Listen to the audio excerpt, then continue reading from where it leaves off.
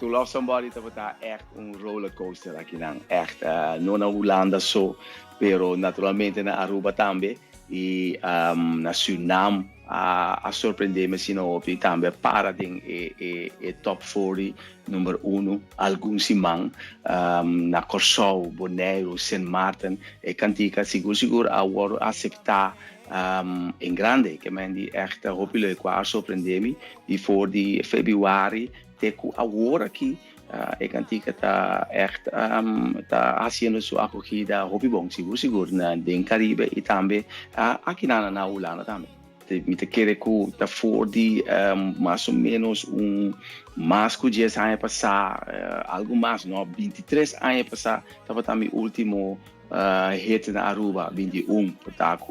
porta ainda não porta corda ainda tava boy palita marém qualta o tempo passar acaba mas pati hit back na Aruba onde na bisa nando is back então e cantica que acogida sina bom para mim tá imenso sina grande seguro eigenlijk depois de To Love Somebody nós que lança algo você depois de 3 lunas sina 4 lunas qual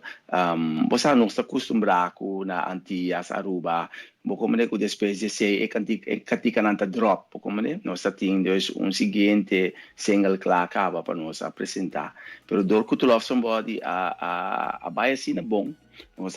temos que posponer sei, tem que a hora que nós decidimos nós vai launch o seguinte single, qual está dia 12 de outubro. Ik quero bisa seguro na pueblo de Aruba echt save the date poner dem agenda so dia 12 nós vai launch e 2 canção qual maneira nós bisa acaba e nós canção que nós bisa eta baita melhor que To Love Somebody pero eta baita diferente maneira que mendi se To Love Somebody e acogida com To Love Somebody assim eta baita diferente nós espera que também lo que isso acogida assim como de maneira que o pueblo de Aruba a aceitar To Love Somebody nós espera na hospital aqui também. He is back con Melodía Paqueta de Embo Corazón. Coming soon, viva tour plataforma digital. The next one, ta October 2, 2022. Atanando Ribaje.